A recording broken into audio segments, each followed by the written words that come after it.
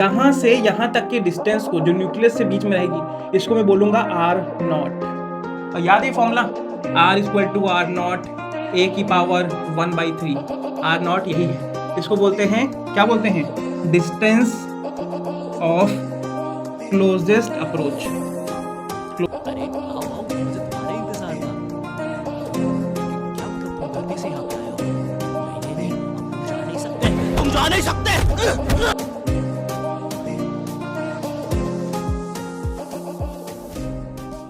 तो हेलो बच्चों, नमस्कार, मेरा नाम है जनार्दन दीक्षित और आज आपके लिए लेके आए हैं lecture number 4 of structure of atom chapter के अंदर। ठीक है, आज हम पढ़ने वाले हैं रदरफोर्ड के मॉडल के लिमिटेशंस क्या होंगे, कुछ उसके न्यूमेरिकल्स करेंगे, कुछ उसकी डेरिवेशन करेंगे, फिर आगे चलेंगे डुअल नेचर ऑफ पार्टिकल के बारे में पढ़ेंगे, रेडिएशन के बारे में पढ़ेंगे और उसके बाद क्वांटम मैकेनिकल मॉडल पढ़ेंगे, फिर बहुत सारी चीज़ें पढ़ने वाले हैं। आज की क्लास में हम लोग जो मेनली पढ़ेंगे वो पढ़ेंगे डिस्टेंस ऑफ क्लोजेस्ट अप्रोच, उसके कुछ न्यूमेरिकल्स और कुछ ड्रॉबैक रदरफोर्ड मॉडल के। ठीक है, तो आइए शुरू करते हैं। पिछली क्लास कहाँ छोड़ी थी?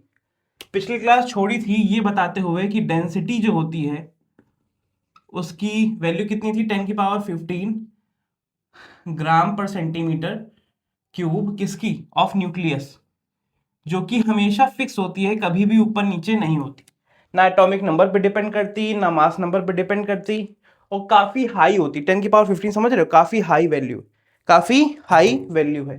आज क्या पढ़ेंगे? आज आपको कुछ रिलेशन याद करने हैं। Number of alpha rays deflected deflected ये डायरेक्टली प्रोपोर्शन होती हैं जेड स्क्वायर के। डायरेक्टली प्रोपोर्शन होती हैं जेड स्क्वायर के। जेड क्या होता है सर? Atomic number. क्या होता है? Atomic number. जैसे जैसे एटॉमिक नंबर बढ़ता है वैसे वैसे नंबर ऑफ प्रोटॉन और नंबर ऑफ इलेक्ट्रॉन बढ़ेंगे। तो ये बताओ, अल्फा पार्टिकल्स और डिफ्लेक्शन शो करेंगे कि नहीं करेंगे? यस सर, बिल्कुल करेंगे। जैसे गोल्ड फॉइल ली हुई थी तो उसका एटॉमिक नंबर क्या होता है? एयू का एटॉमिक नंबर क्या होता है? 79। तो मुझको लग रहा है काफी हाई चांसेस थे रेस के डिफ्लेक्ट होने के, उसके बावजूद उनको 3-3 महीने लग गए पढ़ने के लिए कि डिफ्लेक्शन क्या होता है, दो बच्चों को, गीगर और मासन को। ठीक है, Z square, sir Z square कहाँ से आया? देखो, देखा जाता है कि एटॉमिक नंबर के डायरेक्टली प्रोपोर्शन नहीं होता, एटॉमिक नंबर के स्क्वायर के डायरेक्टली प्रोपोर्शन होता है। इन चीज़ों को आप फिजिक्स में और ज़्यादा डीप में पढ़ोगे, शायद आगे चल के डेरिवेशन भी करो। 11th-12th में नहीं, बीएससी एमएससी में करवाया जाता है। ठीक है, आओ दूसरा रिलेशन यहाँ पे ये है कि सर काइनेटिक एनर्जी के इनवर्सली प्रोपोर्शन होगा, वो भी स्क्वायर के साथ। काइनेटिक एनर्जी के इनवर्सली प्रोपोर्शन होगा, वो भी स्क्वायर के साथ। इसका मतलब सर क्या है कि जो भी आपकी एनर्जी है, काइनेटिक एनर्जी, अल्फा पार्टिकल की जो काइनेटिक एनर्जी है, मूवमेंट की जो काइनेटिक एनर्जी है, वो जितनी ज़्यादा होगी उतना कम अल्फा रे डिफ्लेक्ट होगा। देखो, मैं बड़ा मोटा आदमी हूँ, मेरे सामने अगर मैं पॉजिटिव हूँ, मैं न्यूक्लियस हूँ अगर, तो मेरे सामने अगर कोई अल्फा रे आएगी, बहुत तेज़ी से आएगी, तो शायद वो ज़्यादा मेरे पास आ जाए, मेरे से डिफ्लेक्ट, मेरे से दूर कम रह पाए, है ना। लेकिन अगर वो धीमे धीमे आ रही है तो वो वहीं रुक जाएगी, ज़्यादा दूरी पे हो जाएगी, डिफ्लेक्शन कम होगा। देखो भाई, अगर कार बड़ी स्पीड में है तो कंट्रोल करते करते भी एक्सीडेंट हो जाता है, लेकिन अगर कार धीमी है तो वो पहुंचने में उसको टाइम लगता है। अगर मतलब कार की एनर्जी, काइनेटिक एनर्जी बहुत ज़्यादा थी तो उसको रोक कंट्रोल करना मुश्किल हो पाता है। इस वजह से ही हम यहाँ पे कह रहे हैं कि अगर काइनेटिक एनर्जी बहुत ज़्यादा है तो डिफ्लेक्शन जो होगा वो कम हो जाएगा। जो गाड़ी है, जो रे है, वो स्विंग करके सीधे निकल जाएगी। ठीक है, थोड़ा समझने की कोशिश करना बेटा। एक्सीडेंट, अगर काइनेटिक एनर्जी गाड़ी की धीमी होती तो एंगल डिफ्लेक्ट कर देता। अगर काइनेटिक एनर्जी बहुत तेज है तभी तो डिफ्लेक्शन नहीं हो पाता है, तभी तो गाड़ी जाके ठुक जाती है ना। तो ये यहाँ पे भी चलता है। अगर काइनेटिक एनर्जी बड़ी ज़्यादा है तो अल्फा रेज क्या होंगी? डिफ्लेक्ट नहीं करेंगी, बिल्कुल सीधी जुई करके निकल जाएंगी। और अगर धीमी है तो क्या करेंगी? डिफ्लेक्ट कर जाएंगी। ठीक है, तो हमको तेज अगर काइनेटिक एनर्जी है तो अल्फा पार्टिकल की रेज जो होंगी वो कम डिफ्लेक्शन शो करेंगी, सीधी निकलने पे ज़्यादा जोर देंगी, एक्सीडेंट ज़्यादा जल्दी करवा देंगी। और 1/sin θ/2 की पावर 4। ये क्या सर, सीधी अल्फा रेज जा रही थी, कुछ एंगल से डिफ्लेक्ट कर गई, जिस एंगल से डिफ्लेक्ट कर गई उसको थीटा बोलेंगे, और इसी को हम दिखा देंगे साइन थीटा से। सर थीटा के साथ साइन क्यों लगाया? क्योंकि हमको साइन, कॉस, कोसेक, टैन इन सब की वैल्यूज पता होती हैं, इससे हम थीटा की वैल्यूज जान सकते हैं। इस वजह से हम कोई ना कोई यहाँ पे इसके साथ कोई ना कोई ट्रिग्नोमेट्रिक जो टर्म होता है वो लगा देते हैं। ट्रिग्नोमेट्रिक टर्म है, ट्रिग्नोमेट्रिक, है ना। अच्छा, पावर 2, पावर 2, पावर 4, इस पे ज़्यादा ध्यान मत दीजिएगा, ये आपको याद ही करना पड़ेगा, ठीक है।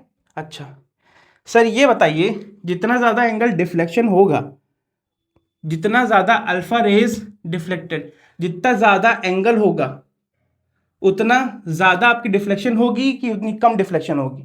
जितना ज़्यादा एंगल होगा, देखो सबसे ज़्यादा एंगल कितना हो रहा था, 180 का, और सबसे ज़्यादा एंगल डिफ्लेक्शन 180 का हो रहा था ना, लेकिन वो क्या बार बार हो रहा था? नहीं, 20,000 में एक बार।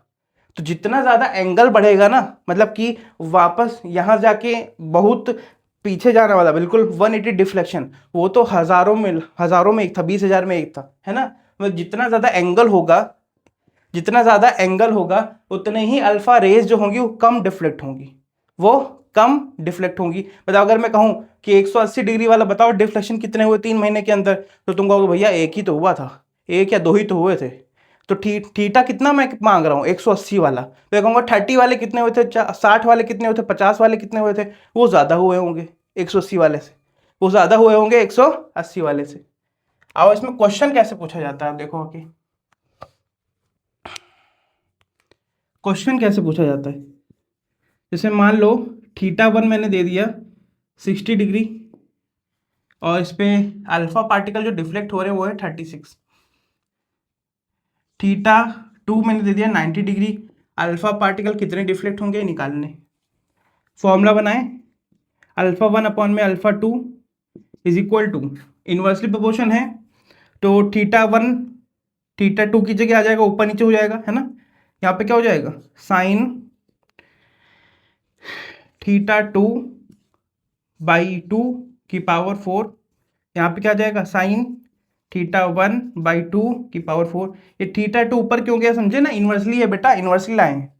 अच्छा, प्रोपोर्शनलिटी का साइन हटाए होंगे तो कोई ना कोई कांस्टेंट लगाए होंगे, कांस्टेंट तो कट ही गया होगा, कांस्टेंट तो कट ही गया होगा। α1 की वैल्यू पता है? Yes sir 36। α2 की नहीं पता।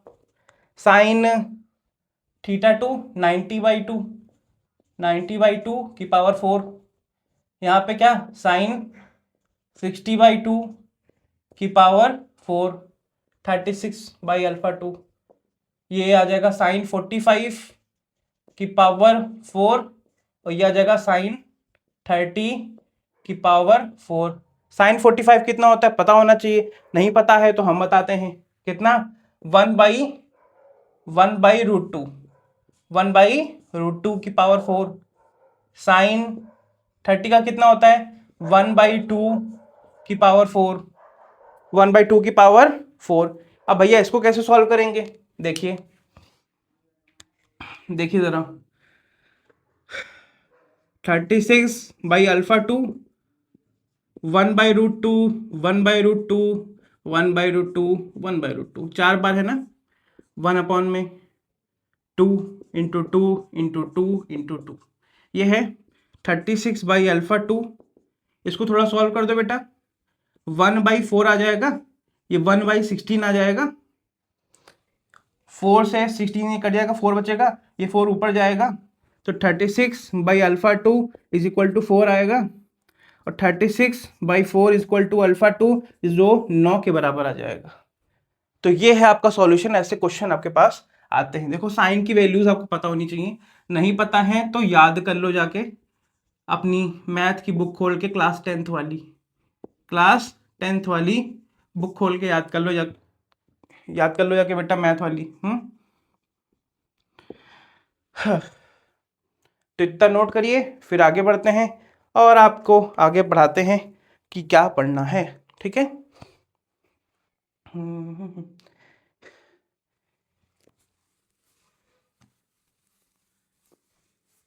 देखिए आपकी भी बॉडी में बहुत सारी तकलीफ़ें होती होंगी, मेरी बॉडी में भी बहुत सारी तकलीफ़ें हैं, बहुत सारी बीमारियां हम झेल रहे हैं।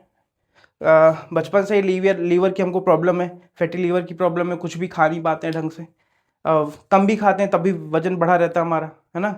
तो काफ़ी सारी तकलीफ़ें हैं, जिसके बावजूद भी हम लगे हुए हैं अपनी ज़िंदगी में कुछ ना कुछ करने के लिए। चाहें तो लेट के रो सकते हैं, लेकिन वो ऑप्शन है, रोते भी हैं लेकिन फिर से उठ जाते हैं, कब तक रोएंगे। ठीक है, तो आइए समझाते हैं इसमें और चीज़ें क्या हुई। हाँ, इसमें हेडिंग डालिएगा distance of closest approach. Closest approach ये बहुत बड़ी और अच्छी डेरिवेशन होने वाली है, बहुत मज़ा आएगी आपको डेरिवेशन करके। पूरा मिटाता हूँ एक बार में, फिर करते हैं।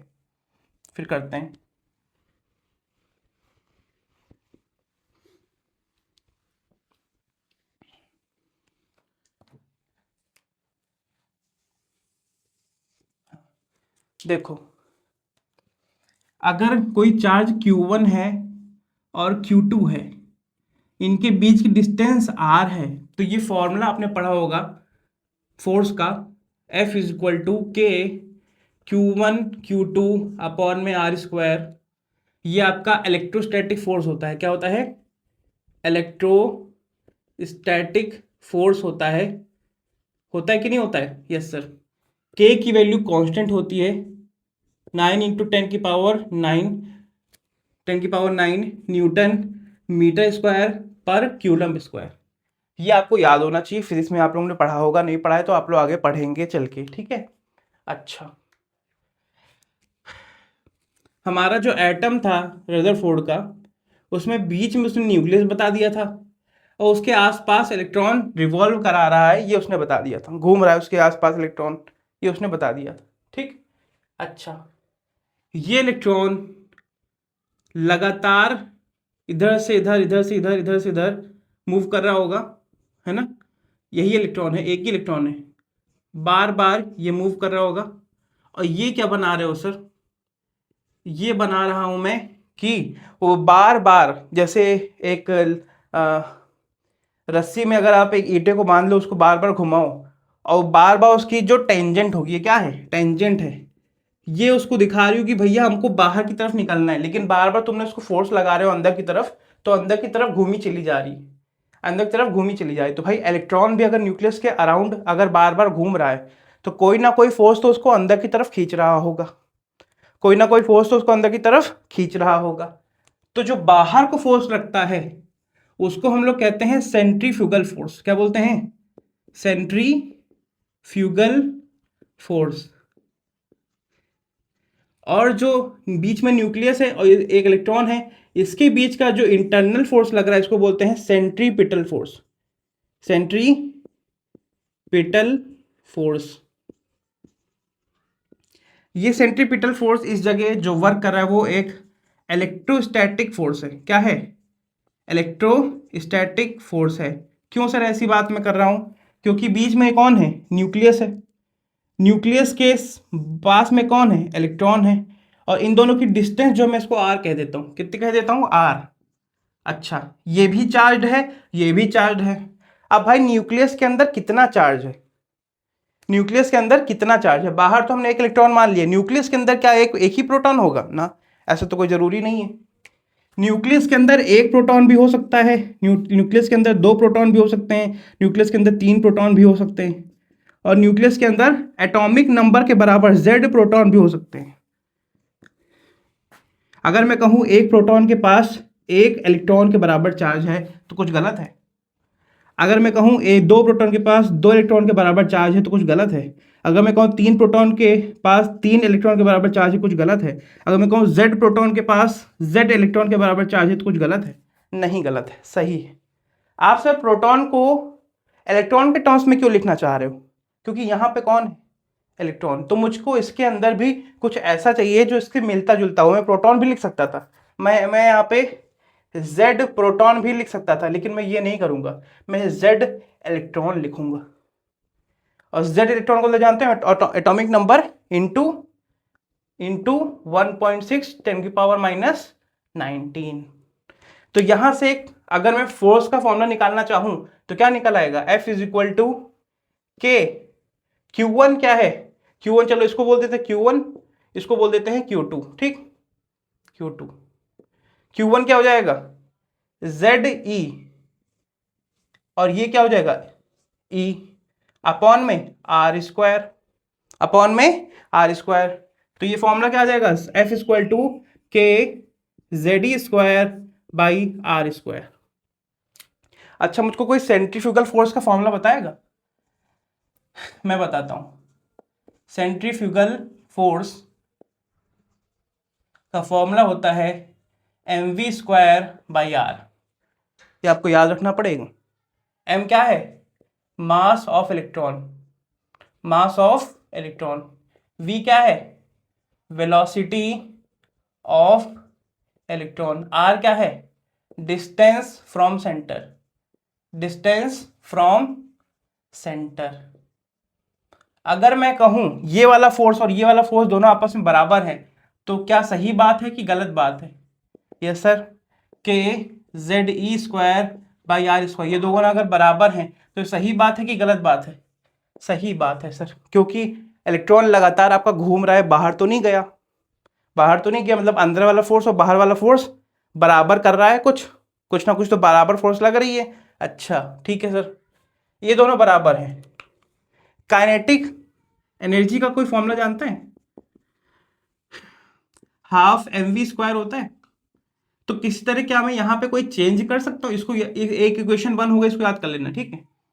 कोई चेंज यहाँ पे कर सकता हूँ मैं? अगर इसको थोड़ा सॉल्व कर दूं, mv², r की वैल्यू काट दूं, के ZE² बाई R बचेगा। यहाँ पे अगर हाफ कर दूं, यहाँ पे भी अगर हाफ कर दूं तो ये हमारा काइनेटिक एनर्जी के बराबर होगा। तो मतलब काइनेटिक एनर्जी हमारी 1/2 किसके बराबर होगी, 1/2 के ZE² बाई R के। ये एक और फॉर्मूला आके निकल के चला गया, इसको भी याद रखिएगा, इक्वेशन नंबर 2, इक्वेशन नंबर 2।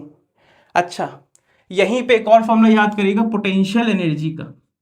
किसका याद करिएगा, पोटेंशियल एनर्जी का। इसका होता है के Q1 Q2, R² नहीं, R होता है।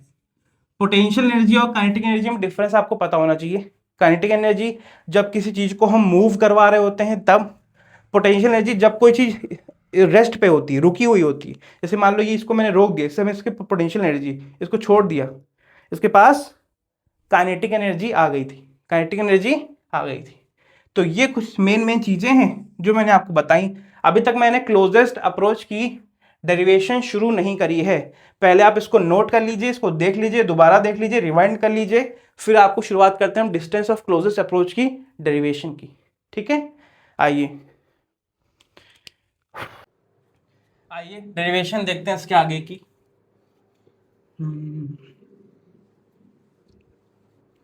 आइए डेरिवेशन देखते हैं इसके आगे की।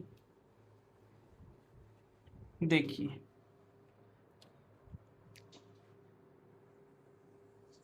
हाँ, मान लेते हैं ये हमारा एटम है, यहाँ पे हमारा न्यूक्लियस है, यहाँ पे इलेक्ट्रॉन है। कहीं से हमारे पास अल्फा रेस आ रही हैं, अल्फा रेस आ रही हैं, अल्फा रेस आ रही हैं। मुझको ये बताओ, अल्फा रेस क्या न्यूक्लियस के पास तक जा सकती हैं? नहीं जा सकती हैं। तो मान लो अल्फा रे यहाँ से शुरू करी, इन्फिनिटी डिस्टेंस पे जब ये थी तो यहाँ से शुरू की, कौन, अल्फा रेस। यहाँ पे इनकी वेलोसिटी थी v1, कितनी थी, v1।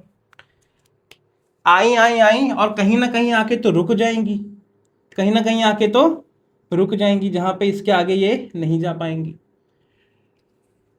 यहां से यहां तक के डिस्टेंस को जो न्यूक्लियस से बीच में रहेगी, इसको मैं बोलूंगा R0। और याद है फॉर्मूला, R = R0 a की पावर 1/3, R0 यही है। इसको बोलते हैं, क्या बोलते हैं, distance of closest approach, closest approach इसी को बोलते हैं बेटा, इसी को बोलते हैं। ये कैसे निकालेंगे, देखिए यहां पे जब पार्टिकल मूव कर रहा है, यहां पे वेलोसिटी क्या हो चुकी होगी, 0। यहां पे वेलोसिटी क्या थी, v1, मतलब यहां थी काइनेटिक एनर्जी, और यहां पे क्या है, पोटेंशियल एनर्जी। क्या है, पोटेंशियल एनर्जी। मुझको ये बात बताओ, यहां पे क्या हम लोग law of conservation of energy लगा दें, law of conservation of energy लगा दें, क्या लगा सकते हैं, मतलब कि K E is equal to P, बोल सकते हैं सर, लगाओ सर। और होगा क्या, यही तो होगा, यही तो होगा। अच्छा, यहां तक कि डिस्टेंस को तो आपने आर नॉट बोल दिया, चलो स्मॉल वाला बोल देते हैं, स्मॉल आर नॉट, ठीक। हाँ, ये डिस्टेंस आपकी आर नॉट हो गई। और अल्फा रे है, अल्फा रे का पार्टिकल क्या होता है बेटा, हीलियम +2 4/2। तो इसके पास प्रोटॉन कितने हैं, 2 प्रोटॉन हैं। इसको तो फिर मैं 2 इलेक्ट्रॉन के बराबर लिख दूंगा, क्योंकि डेरिवेशन में हमको यही जरूरत पड़ेगी। अच्छा सर, पोटेंशियल एनर्जी और काइनेटिक एनर्जी अभी तो निकाली थी, कितनी निकाली थी सर, हम भूल गए सर। सर भूल गए, अभी तो निकाली थी, अभी ये डेरिवेशन की थी ना, mv²/r इज इक्वल टू के ZE² के ZE²/r², ये निकाली थी, निकाली थी कि नहीं निकाली थी बे, ये सर निकाली थी। अच्छा देखो देखो देखो देखो, आओ बताए तुमको। पोटेंशियल एनर्जी, यहाँ की पोटेंशियल एनर्जी निकालते हैं। न्यूक्लियस के पास कितना है, 2 electron, sorry sorry sorry sorry, nucleus के पास तो ZE इलेक्ट्रॉन है, और यहाँ पे जो हमारा अल्फा पार्टिकल आ रहा है उसके पास क्या है, 2E। क्या है, 2E। तो देखो, half mv² is equal to के 2E ZE/r, लिख सकते हैं कि नहीं लिख सकते हैं, लिख सकते हैं कि नहीं लिख सकते हैं, यस सर लिख सकते हैं। अच्छा, इस 2 को उधर भेज दो, तो mv², r की जगह r0 हो जाएगा, ठीक। ये हो जाएगा 4k ZE²/r0, यस हो जाएगा। अगर मैं सर इसको मैं इधर भेज दूं, r0 is equal to 4k ZE²/mv², तो ये फॉर्मूला चलेगा कि नहीं चलेगा, चलेगा कि नहीं चलेगा, यस सर। तो ये है आपका पहला formula distance of closest approach का, क्लोजेस्ट अप्रोच का। एक तरीके से और पूछा जा सकता है आपसे, देखिए, अगर मैं इसमें ऊपर मल्टीप्लाई कर दूं m से और नीचे मल्टीप्लाई कर दूं m से, तो mv होता है आपका मोमेंटम। क्या होता है, मोमेंटम। mv क्या होता है, मोमेंटम। तो इसको मैं ऐसे भी लिख सकता हूं, r0 is equal to 4k ZE² upon में p², अपॉन में p²। अच्छा, एक और बात बता दूं, यहां पे ये जो फॉर्मूले दोनों डिराइव हुए हैं, ये आपके दोनों के दोनों किसके लिए डिराइव हुए हैं, अल्फा पार्टिकल के लिए, जिसके लिए प्रोटॉन कितने थे, 2 प्रोटॉन थे। कितने प्रोटॉन थे, 2 प्रोटॉन थे। अगर मैं सर अल्फा पार्टिकल की जगह कोई और लगाऊंगा, जैसे हाइड्रोजन का पार्टिकल लगाना चाहूं, तो वहां पे सर 2 नहीं, वहां पे एक ही प्रोटॉन होगा। हेलो, वहां पे एक ही प्रोटॉन होगा। अगर सर मैं वहां पे मैं सोडियम पार्टिकल लगाना चाहूं, ऐसे ही मान लिया, तो वहां पे कितने होंगे, 11 प्रोटॉन होंगे।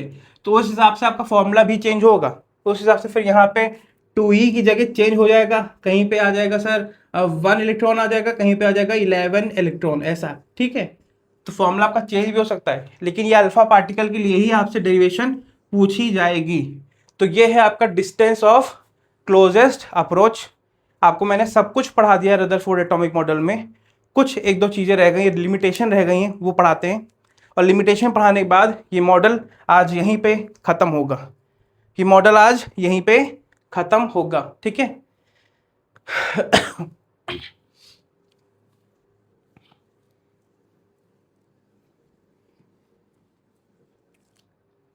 आइए लिमिटेशन क्या है, limitation of Rutherford model, Rutherford model क्या है, इलेक्ट्रॉन का अरेंजमेंट नहीं समझा पाए, इलेक्ट्रॉन का अरेंजमेंट नहीं समझा पाए around around nucleus, around nucleus नहीं समझा पाए, नहीं समझा पाए। एक मैक्सवेल नाम का साइंटिस्ट आया, मैक्सवेल नाम का साइंटिस्ट आया, उसने कहा जब भी इलेक्ट्रॉन तुम्हारा एक सर्कुलर पाथ में घूमेगा तो वो रिलीज करेगा एनर्जी, रिलीज करेगा energy in terms of radiation, in terms of radiation. तो लॉस करेगा एनर्जी, क्या करेगा, लॉस करेगा एनर्जी, और अगर एनर्जी लॉस करेगा तो वो कोलैप्स हो जाएगा, कोलैप्स हो जाएगा, कोलैप्स हो जाएगा इन न्यूक्लियस, न्यूक्लियस के अंदर ही कोलैप्स हो जाएगा, मतलब घूमेगा घूमेगा घूमेगा और न्यूक्लियस के अंदर ही गिर जाएगा। इसको भैया आपके रदरफोर्ड समझा नहीं पाए, रदरफोर्ड इसको समझा नहीं पाए। दो बड़े चीज़ें आपको मैंने बताई, दो बड़ी चीज़ें आपको मैंने बताई। अच्छा न्यूक्लियस की स्टेबिलिटी, न्यूक्लियस की स्टेबिलिटी, न्यूक्लियस के अंदर न्यूट्रॉन भी होता है ये नहीं बता पाए, न्यूक्लियस के अंदर न्यूट्रॉन भी होता है ये पूरे एटॉमिक मॉडल में कहीं पे भी इस चीज़ की बात नहीं है कि रदरफोर्ड ने ये कहा हो कि भाई न्यूक्लियस के अंदर जो मास का इम्बैलेंस है उसके अंदर न्यूट्रॉन रहता होगा, ये कहीं नहीं बता पाए, है ना। तो ये चीज़ें नहीं क्लियर कर पाए कि भैया कि आपकी जब दो मूविंग चीज़ें हैं, बीच में न्यूक्लियस है, अगल में इलेक्ट्रॉन है, तो घूमते घूमते तो इसमें गिर जाएगा ना, वो चलता ही थोड़ी ना रहेगा, वो तो एनर्जी लॉस करेगा। तो ये नहीं बता पाए कि ऑर्बिट में इलेक्ट्रॉन घूमेगा तो घूमेगा कैसे, अरेंजमेंट नहीं बता पाए, न्यूक्लियस के बारे में नहीं बता पाए।